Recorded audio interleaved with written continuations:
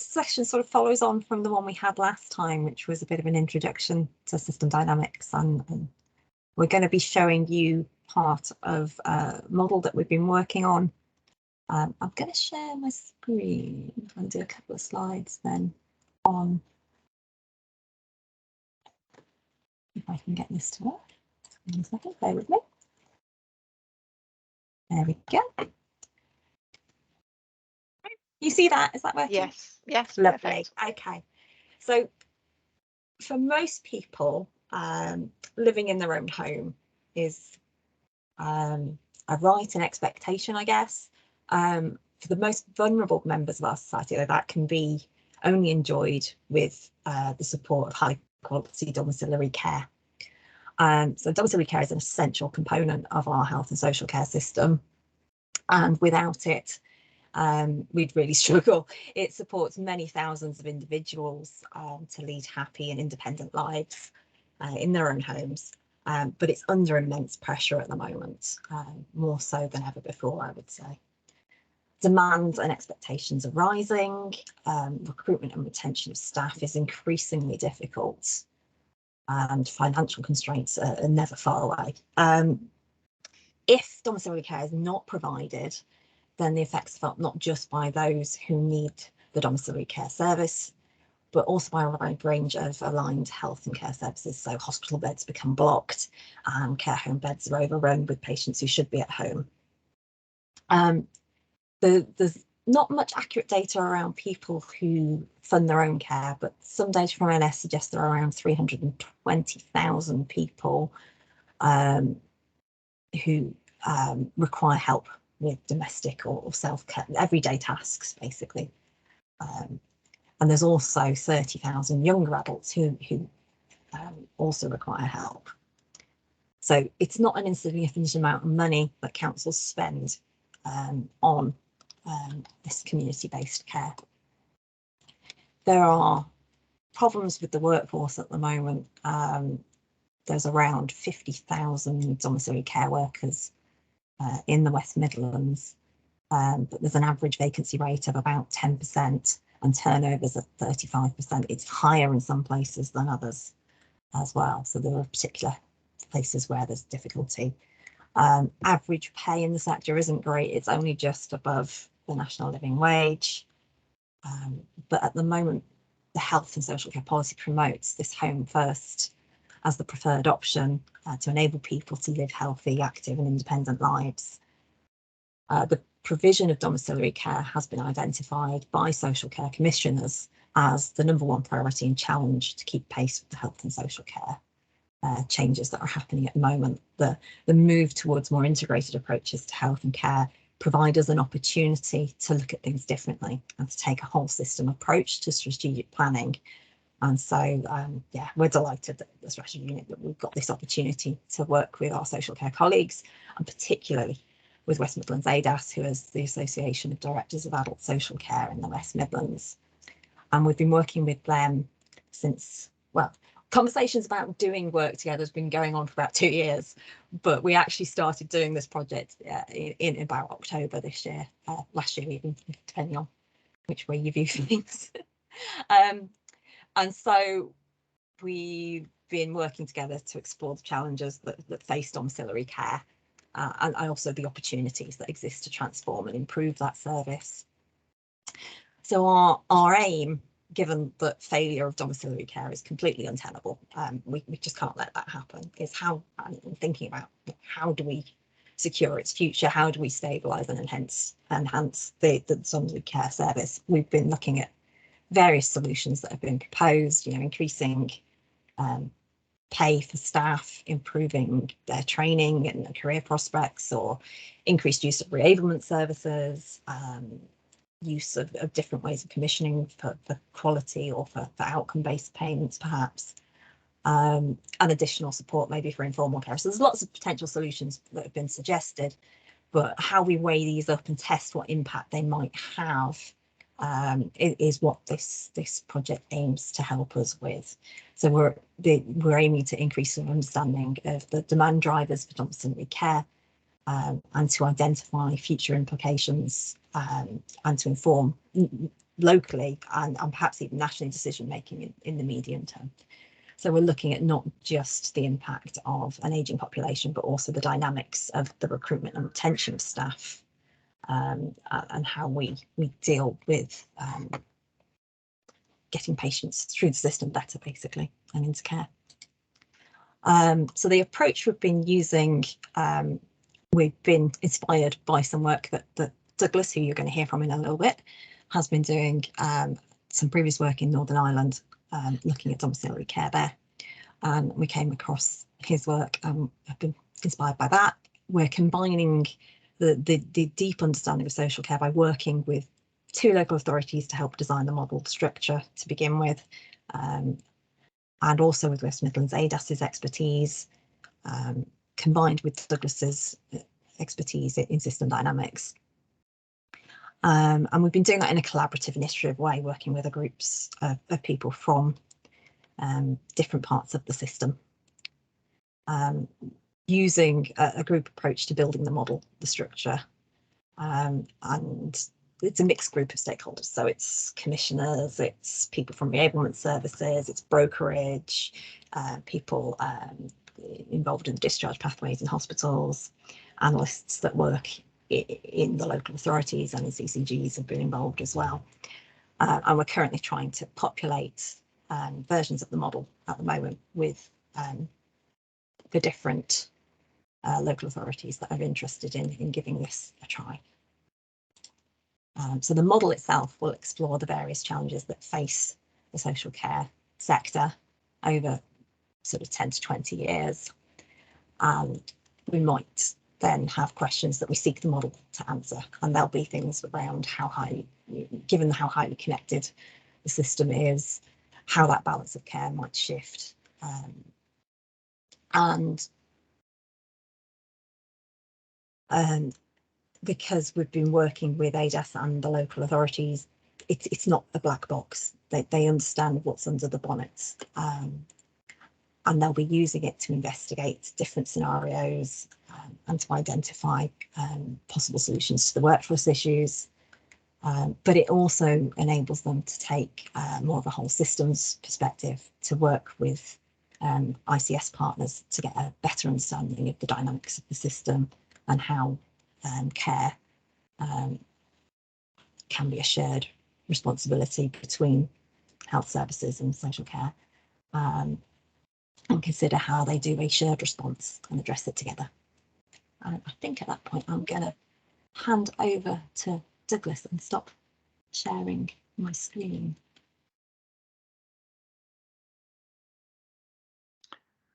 Okay. So hello everyone. Hello again in some cases. I'm what's new about today's experience for me is that I'm working from my laptop away from home. So I'm used to having 2 screens in front of me and moving things onto the screen that I want to share. Can everyone hear me, by the way? Stacey, could you know? That's fine, good. So today I'm going to be sharing windows rather than screens. So if there's no correspondence between what I'm describing and what you're seeing, please interrupt me and tell me that. And if I look like a Teams novice, then I'm not, but I certainly am for this way of working. So actually, greetings from the south of England. I'm actually south of you today. I live in Edinburgh, but I'm in the far south, in search of heat, and found it. First attempt at sharing my screen looks like this.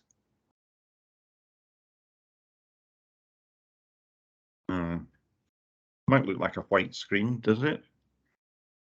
Yeah, it does, a white screen. Okay, so just a very quick recap from last time, because many of you were here last time. Just a quote about system dynamics from somebody who uses system dynamics in health. What's so great about system dynamics? And so this quote from Jack Homer says that system dynamics, he says, is the one method. I think that's a bold claim. I would say it is a method. There may be others that do similar things, but it encourages you to make all of your assumptions explicit, to integrate them in a logical and testable way, challenge your assumptions, provide a broader perspective, and put clients in a better position to make decisions that will stand the test of time. So that's the background, and we're particularly interested in collecting various assumptions and pieces of information about different parts of the system and assembling them into a whole that we can interact with. Last time I showed you this diagram. I'm not going to go into that, but that was an introduction to behavior over time and the idea of accumulation. But if I just very quickly mention that there's two references here that you could have a look at. The one on the left is free, and the one on the right is more up to date. So so you have a choice, but you could look these up. I shared a link to a Ready Reckoner just to give you an idea of what a system dynamics model looks like and give you something that you can actually play with. So I'm just going to show you this by stopping sharing my screen and sharing a different one. So forgive me while I do that. So hopefully I'm not sharing my screen now. You're not. Shall I pop the link in the chat for later for people? Yeah, yes, that would be great. And right, so here we go.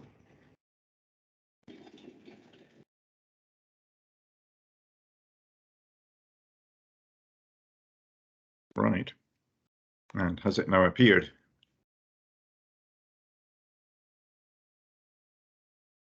Can you see that? Yeah, that's fine. Yeah. Good, that's fine. So this is available on the web, and you can play with it.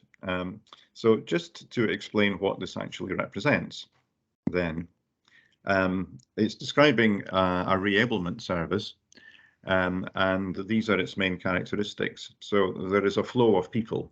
There are 130 referrals per week, and that's a flow. And people have to wait if there's not enough capacity for them before they use the service. And then they use the service for an average length of stay, in this case 16 days. There's a service capacity, and we'll show you in a minute how we work that out. And so if we know the service capacity, we know its utilization and how many people are leaving, then we know how many spare places we've got. And if we know how many spare places we have and how many people are waiting, we can figure out how many people can start the service. And this model updates itself every day. So daily, this model will change. A bit more about how we figured out the capacity then. So domiciliary care or reablement is a human service. It doesn't depend on beds or buildings, it depends on people. So our main inputs are that we have a number of full-time equivalent staff, 77 at the start. 55% of staff time is actually doing the job, and the remainder of staff time is things like being on leave, traveling, a lot of traveling, and training and things like that. So basically, on average, for every whole-time equivalent person, 55% of their time is actually face-to-face with a service user. They work a 37-hour week. That enables us to work out how many contact hours we would have per person per day, and also what the total number of contact hours provided are per day. So that's the what's provided. And what do people need? So we've got service users. So service users on average need 1.5 hours of care per day in this particular service, and 0.15 of that has to be provided by two carers working together. So 85% of the time somebody has one carer, 15% of the time somebody has two carers, and that means that on average people need 1.7 hours of care per day, and we're providing a certain number of contact hours here. So put these together, and that gives us a capacity at the moment of 130, and then we can run the model with that capacity and see what happens. And you can see that we've now got 130 service users, but you get much more information by going to the actual model bit. So if I click on to model, now you can see So what you've got here is you've got on the right hand side the model, which is a structure based on a diagram, and on the left hand side you've got a very simple interface which enables you to do some experiments. And if I click on the button called Run, then the model will move forward for a year, updating itself in days, and you can see what's happening.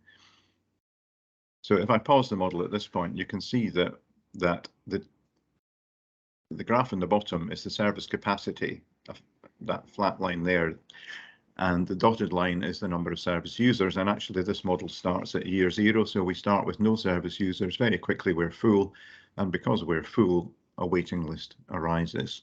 And that's what's happening here on the right hand side in the model, the number of people waiting and the number of service users. So clearly we need to change one of these blue inputs. So you've got all these inputs in blue, which if you hover over the information, then you can find out what they mean. And also using the interface, you can change a number here. So basically you've got two ways of changing an input. You can type a different number in here on the right, or you can use the slider control. Clearly we need more staff. How many staff do we need? Well, let's put staff up to 150 and run the model again, keep the model going. Well, now you can see what's happened. Let's pause the model. When we introduced more staff, our capacity went up. The number waiting came down a little bit. We managed to clear some of the backlog, but we didn't have enough capacity, and so our waiting list started to grow again, but at a slower rate. At this point, look at the pathway here, and you can see that with our 130 referrals per week, that means we've got 19 people per day going onto the waiting list. And at the far end, we've got 16 people per day leaving the service, and the service is full. It has a capacity of 254. It's got 254 service users. So the maximum number of people who could start using the service every day is 16, and 16 is less than 19. So therefore the number joining the waiting list is greater than the number leaving the waiting list, and the waiting list is rising. So we could put more staff in, but just to show you how the model responds to some other variable, if we reduce the length of stay, so let's put our length of stay down from 16 to 10 and now run the model. Now you can see that the waiting list is coming down, and that's because we still have our capacity of 254, but people are leaving faster after a shorter length of stay. People are leaving at a rate of 25 per day. That means people are using the service at a rate of 25 per day, and new referrals are coming in at 19 per day. And eventually the waiting list might fall and almost to 0. So if I stop there and just show you one other thing that you can do that you might miss when you're playing with the model, is instead of pausing the model every now and again, what you can do is run the whole model live like this.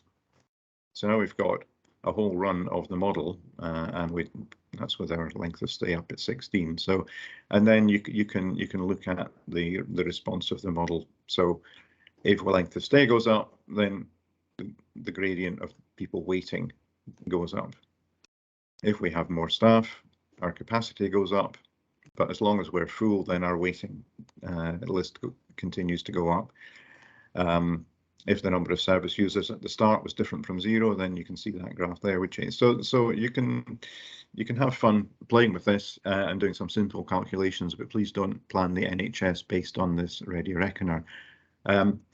So what I want you to see from this is that the model has got a structure like this, and it's got an interface like that, and that we can learn from that structure by playing with the interface. Now, in the home care model that I will show you very soon, you'll see that we pretty well separate the interface from the actual model structure. In this demo version, you've got both parts of it visible on the same screen. So I think that's probably enough about the Ready Reckoner. We might have 10 minutes at the end if you have any questions about that, but hopefully you can use the link. You can, now that I've shown you roughly what it does, then you can have some time playing around with it. I'm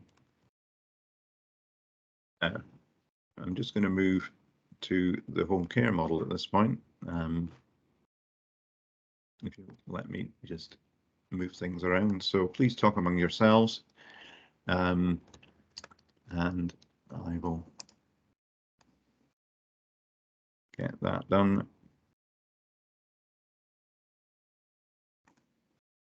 So I'm now opening another model. And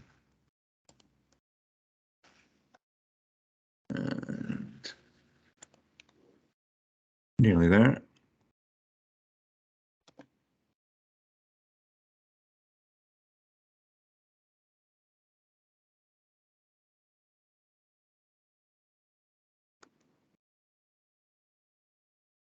Okay, has it appeared? Has it arrived, Rachel? We can see. Okay. Yeah, okay. So this is the a kind of high-level view of the home care system, using the language of stocks and flows. So there's a demand for social care. This is for domiciliary care. There's a demand. So there's people who need domiciliary care but currently don't get it, and that population is changing from day to day. There's always new people arriving and people leaving, people reaching the threshold of needing care, and then people either recovering or perhaps needing a care home. So it's possible that you might be in this stock of unknown need and never go near a domiciliary care package. There's a service pathway. People are referred, and again, they will have to wait if there's not enough capacity, and then people use the service, and then they stop using the service. So that's the simple way through. There's another route into using domiciliary care, which is through hospital. So people in the unknown need category, if we don't contact them soon enough or they don't contact us, they end up going to hospital, and from hospital they then move into using the service.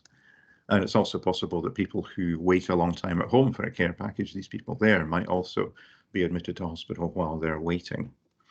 So that's the basic pathway. Also, people who are using the service go in and out of hospital from time to time. So there's that kind of movement. The capacity is based on the workforce, and that too is a kind of sub-model. So basically our workforce is dynamic. It's not just a number. We have a stock of staff and we need to recruit staff, and we have to hope that staff don't leave too quickly.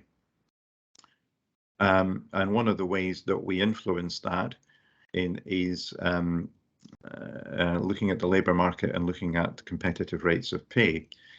So but first, if we look here, we've got a desired number of staff. So that desired number of staff depends on the commissioning part of the system. So how much care do we need? That will then tell us how many staff we want. And that's the staff we want, and that's the staff we've got. And if we've not got that number, we have vacancies and we have to recruit people. Potential recruits will vary according to the rate of pay, which is here. And pay will also influence turnover. So there are connections between what we pay people and how quickly they leave, and also how likely they are to join. So we need labour market information. We need a sense of, and it's not just pay. There are other conditions like the scandal of people being on 0 hours contracts and time and task working in the domiciliary care sector, which it still happens. There's access to training, and there's access to career structures. There's a whole range of issues. It's not just about pay, but in the model at the moment, we're tending to emphasise the pay as an issue. So that's our staff. We have a service specification which describes how much care people need, and that then enables us. So that's how many people we need, that's how many people we've got, and that gives us our capacity, and our capacity enables us to take people into the service. So with more staff, we've got more capacity. With more capacity, we'll not have so many delayed discharges. And another important element of the model is costings. So there's two main costings shown on this screen.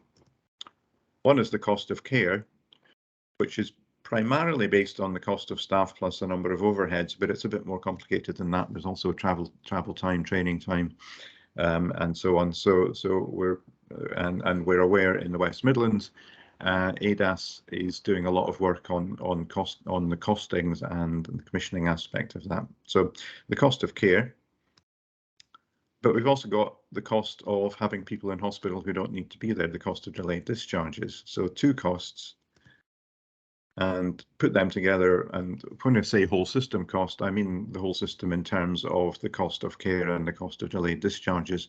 Obviously, that depends on where you draw the line around the whole system, but that's what we mean by that.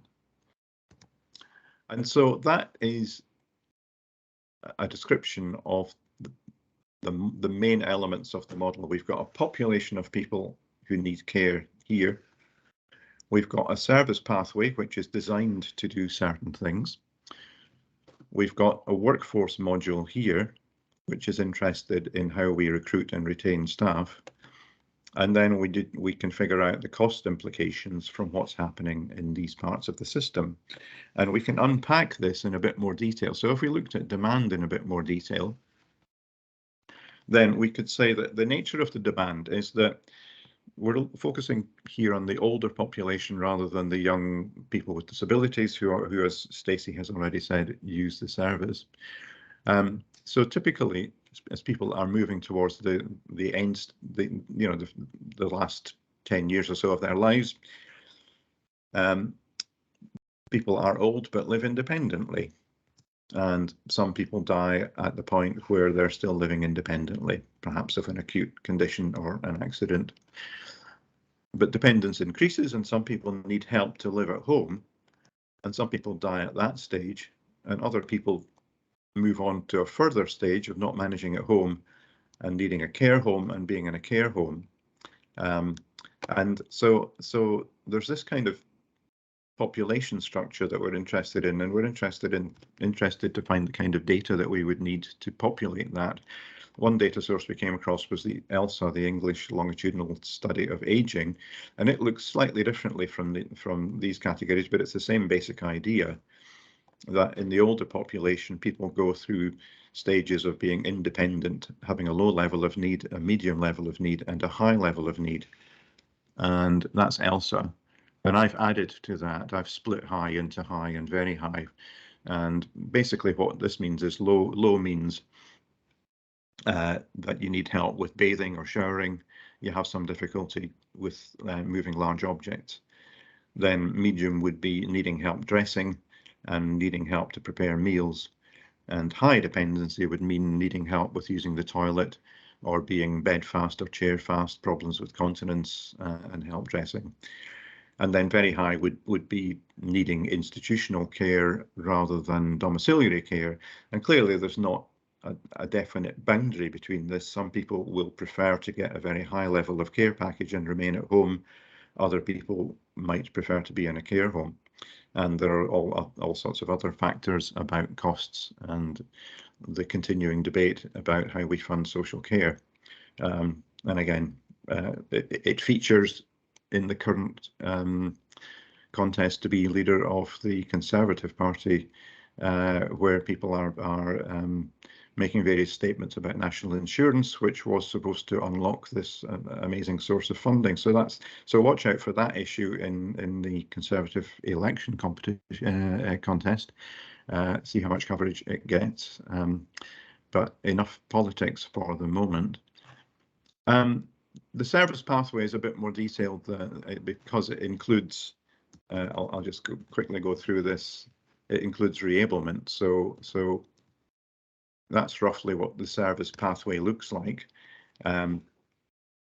There's a stage of reablement that people can go through, which means that with reablement, people perhaps need less care or no care for a while, although they may then come back in the front door. And then people go to using their care package and go through different levels of intensity of care package. And the workforce under the bonnet of the model looks a bit like this.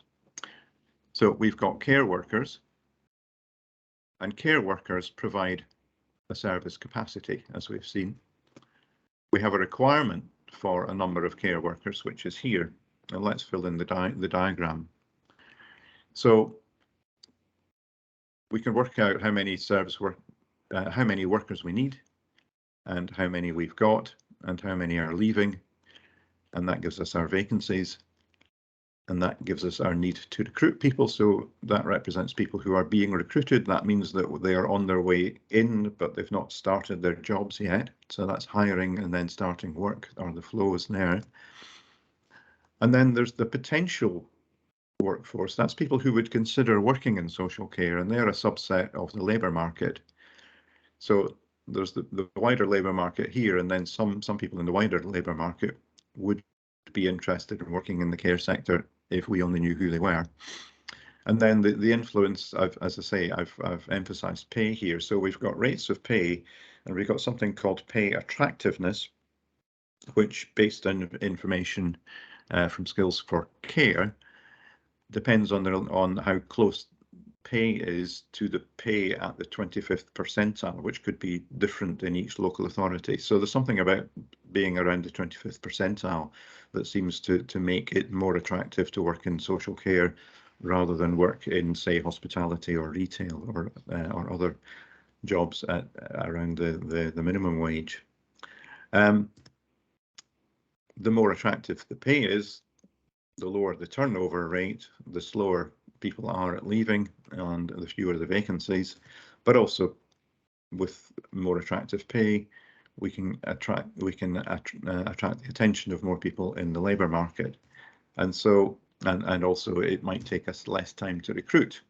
And we also have this phenomenon here of churn. So a lot of turnover is actually moving between jobs in domiciliary care. So for some people, they're employed in care work and they leave, but for others, they move within the sector. So there's people moving between jobs, so we don't actually lose them. And I think there's actually more movement between jobs than turnover, but turnover rates can be incredibly high, towards 50% per annum in some places.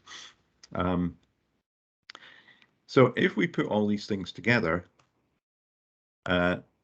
finally, think about, I'm conscious that I'm talking to a group of analysts. So the thing about a model like this is that we've got data of all different kinds that we're interested in. So just to shrink that diagram slightly. So data sources, this is not an exhaustive list of data sources, but on the demand side, I've mentioned the English longitudinal study of ageing. Local authorities have joint strategic needs assessments of what do we know about the population.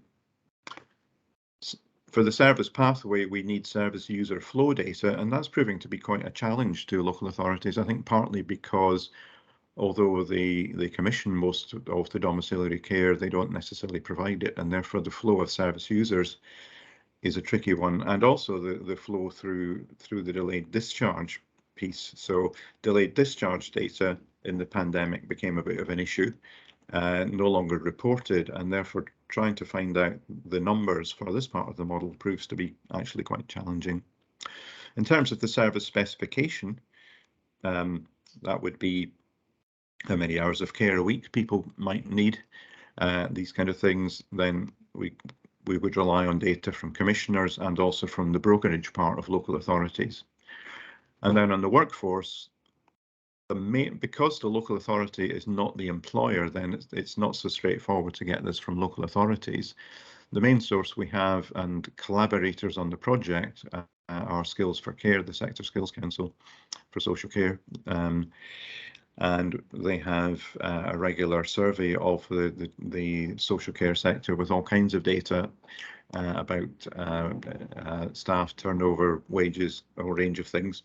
So we're working actively with Skills for Care, but we also think that local authority commissioners and providers would be able to tell us something about the workforce and turnover rates, and then there's wider labour market data. So that kind of data over here, and then in terms of costs, we'd want input from commissioners particularly, so commissioners and procurement staff. but also we need to know how the service providers cost their service, and there we're getting into quite tricky areas about how much information can be shared, what might be sensitive, and so on. And then we've got from the NHS what the costs of delayed discharges would be. So there's quite a lot. So basically, there's no single data set that's going to give us all our answers. We want to bring evidence together from different sources. And as we've been trying to stitch it together, then we found that it doesn't always add up to the same picture. So we've got a huge amount of calibration going on. In a minute, I'm going to show you a glimpse of what the model currently looks like, and this is a work in progress. So what I'm going to do just now is I'm going to go back to Stacey, and Stacey may say a word about the training in system dynamics that is going to be offered while I queue up just a quick look at the emerging model and show you what that looks like. So Stacey. Yeah. Got about 10 minutes left, I think, and that these are the questions as well. So I will very briefly talk about the training thing. I am getting a bit ahead. Let me see. I'll very quickly check the screen.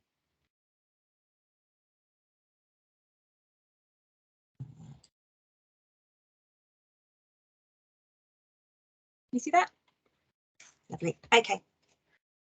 So we're going to be commencing a development program using system dynamics, and it's going to incorporate as well an enhanced stream, which will look at using this method in an ICS context. And we're doing that in parallel with the work that's going on in NHSEI to look at piloting system dynamics use. The objectives of our program will be to build an understanding of how system dynamics can be applied in health and care, to improve participants' skills in developing system dynamics models. But it will also be an applied program. So we want people to come with ideas for projects, and they will develop a systems dynamics model based on a problem that's been prioritised by their organisation or their ICS.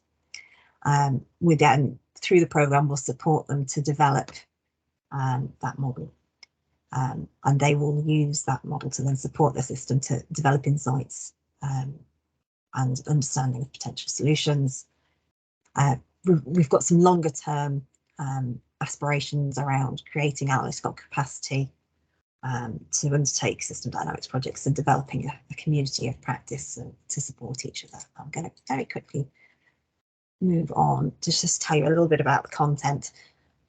So we're going to be working with Douglas, and he's going to be leading the training in system dynamics using a software called Stella, which is a commercial piece of software, but it's very, very good at doing system dynamics. And so we've chosen that software to use for this program. There's training licenses included in the program. The program's free to take part in. But what it is that it is a commitment. So we're asking for people to join sessions to build their system dynamics skills, roughly half a day a week, and that'll be taking place on a Thursday afternoon. That series will include both case study work with Douglas, external speakers from the world of system dynamics in general, some problem structuring support, and we'll also be helping with the project planning and management and supporting people with their projects as well.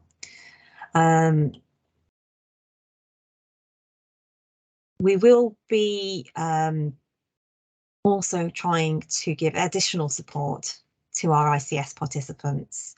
There's 3 places available for that additional support, and they will work directly with Douglas, myself, and one of our other modelers, Sally, to support their projects. What we will be doing is sending this flyer around to everyone, so don't worry about reading all of the individual bits of it at the moment. It's a lot to take on. It's not a trivial commitment, so we're asking people to have a think about what they can commit to. What we're going to do is there'll be an online application form. It will go live on Monday, and we'll ask people in that form to give us ideas about what projects they might work on, who their project champion might be, and who they would nominate to participate in the training and development programme. And applications for that will close at the end of the 8th of August, and we'll be letting people know the following week at the latest whether they've been successful in gaining a place, because we've only got limited capacity on the programme. I will stop sharing. Douglas, are you ready to? Yeah, yes, I am. It occurs to me, Rachel, should people put the odd question into Prezi at this point? Just, I'm going to show you a quick glimpse of the model running, and then but I do have some questions. Shall I read it? Well, I won't share my screen because you're about to share your model, so that wouldn't work. So I can read out a couple of questions while you're lining that up. So there's a question I think which is probably other people are thinking as well. So why SD? Why system dynamics rather than discrete event simulation or agent based? That was the first question that we had. Okay. A quick answer to that is that I think system dynamics provides an appropriate level of disaggregation for this kind of problem, because we've got a combination of population level need plus some interesting dynamics and feedback loops, for example, between rates of pay and our ability to attract a workforce, or the impact of receiving care on people's longevity and things like that. So I think that system dynamics works at that level. And I mean, Stacey can explain more about what the benefits or otherwise would be of using discrete event simulation. I think with discrete event simulation, you would be more likely to be looking in more detail at very small parts of the system. So it's entirely possible that there would be insights from discrete event modeling of particular parts of the system that could form inputs to the system dynamic model. So very short answer. Here in front of you just now is the system dynamic model, and as you can see, it's got a description of this pathway. Can you see that, Rachel? We can. You can, right? Okay. So people in unknown need, people waiting at home, people in hospital, people using reablement, people using domiciliary care. So this is the sort of pathway part. If I run this model, I'll just do a live run for 10 years. You can see that we go through different stages of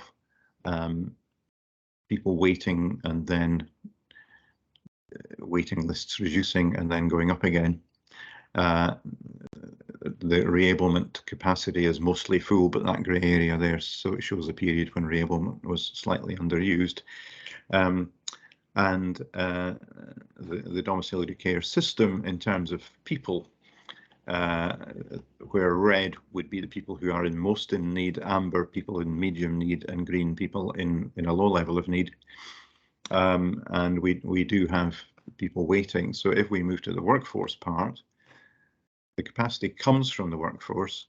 So if we change the rate of pay, which in the model we can do simply by sketching on a graph, you can see that, or you can see at the beginning, that's our workforce, that's our care workers, and the red, so the blue area is the number of people we've employed, the red area is the number of unfilled vacancies, and as we increase rates of pay, then unfilled vacancies come down somewhat. It doesn't look like that here actually, which is a bit unusual. Yeah, so we're now dealing with our vacancies, and our waiting times have gone down, and our service use has gone up. Service use domiciliary care is also sensitive to reablement capacity. So if we had more reablement, then, or less reablement, then the number also, without reablement, the system would be full. There would be waiting lists. We can ease that by providing more reablement capacity. So basically, there's a whole range of connections between rates of pay, how people use services, how services are configured between reablement and domiciliary care, and what we know about the population prevalence and how we put these things together. I think that is a good use for system dynamics. I'm not qualified to say that it would be a bad use for other methodologies. because I don't use them, so it wouldn't be fair for me to claim that, and I don't. But I would say that system dynamics is a good approach for problems where you're trying to match at a high level the demand and supply. Also, you've got the opportunity to try it out, so that's another thing. Any other questions, Rachel? I'm conscious of time. Yeah, there's a couple. Yeah. I'll pick a couple of quick ones, and then I'll maybe there's just one or two others that we'll have time for as well. So somebody's asking what software you've used to visualize and develop these models. Well, I'm assuming you're just presenting the models. Yeah. So the diagrams that I've shown you are created in Stella, and the thing about system dynamics in Stella is that the diagram is the model. So to build the model, you construct the diagram, and as you construct the diagram, then you enter various equations or values and interdependencies. So therefore, the model building tool is also the tool to explain the diagram and how things fit together. So does that answer the question, Rachel? Yeah, no, that makes perfect sense. Yeah. So the software basically, Stella is capable of both building the model, doing the simulation, and also of communicating some of the insights. It's also quite possible that as the model emerges, that you might, using some other graphical software or simply PowerPoint, develop a kind of higher level diagram of the model that's not built using the software. So there's endless scope for creativity, but I do think the important thing to emphasize is that in system dynamics, the model and the diagram are the same thing. Another reason we've gone for Stella is it potentially has the ability to export code in something called XMile, which is an open code format, which could then be used in R and Python and things like that, but that's a developing area. Okay, no, that's really helpful. And yeah, as you're saying, Douglas, because you're developing the model in using this tool, you're kind of bringing your audience, your clients with you, if you like, on this journey, and it's so visual, it's so easy to understand and explain to people. That leads nicely on to my next question, which why I phrased it like that, which was, how do you feedback the results of the model to senior decision makers? Are they receptive, and does it actually lead to change? Yes, and good. I think that one of the main ways you do this is by having senior decision makers involved in the model building group, as well as so basically when we're constructing the model, we tend to use group model building, which actively engages the commissioners and the service managers and people at high level, directors and so on, in saying this is how the system works. This is my view of how people flow through the system, and they have interesting conversations because one person's view of how things work might actually be slightly different from another person's, or it may be that in describing how things work that people learn from each other. So people learn as part of the model building process, and as my colleague describes it, you reach a point in a project where you stop speaking to the model and the model starts speaking to you. And sometimes the challenge can be when the model does something, then even the person who's built the model wants to take a little bit of time about why did it do that, and what does that mean. I also think that what I'm showing you here in terms of this diagram of the model is far from finished. So I would envisage a more streamlined and user-friendly interface emerging from this work before long. The point where we're working with the local authorities that help build the structure, and a couple of others as well who are interested in participating, to populate it with their actual data. But for example, we had a conversation with Andy Begley at Chief Executive at Shropshire Council, and he was so taken by the model that he's considering using it on their bridge, so that people can view it there. So I think fantastic. Because decision makers can see it and they can play with it, they can touch it, it does have an impact. Sorry, another answer to the question why system dynamics and why Stella would be that's also because NHS England are using it increasingly and are encouraging its use, so that it does fit with what's happening elsewhere, particularly with the integrated care systems agenda. Yes, it does seem a perfect fit as we move towards the integrated care boards as we have now. So guess what? We've actually reached 12 o'clock. I think we could go on all day. I do have several more questions. I do apologise. I've been an awful time keeper. To us, Rachel? I was going to suggest that because I think probably next week when Douglas is back from holiday. Yeah, I think that'd be great. There are some 1 or 2 questions. 1 or 2 you answered from the time that they were written. You answered them in the rest of your presentation, but 1 or 2 are really good questions, which I'm sure you'll enjoy answering. And yeah, so I just want to say thanks ever so much for coming today and sharing this with us. And I know we're going to be seeing you again sometime soon, but it's very much appreciated, and we'll be in touch. And thank you everyone for coming.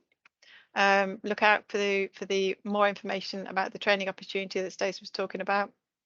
That's going to be really it's a really exciting opportunity. So we've been planning that for a long time, and we'll see on Monday, and the form will go live on Monday as well. Yeah, I'll email it out to the Midlands Analyst Network so that they have another, because we have a certain proportion here, really important people here, but we have some other people who weren't able to make it today. So that's great, and I'll see everybody. Enjoy the rest of your day, and I'll see you all in a couple of weeks.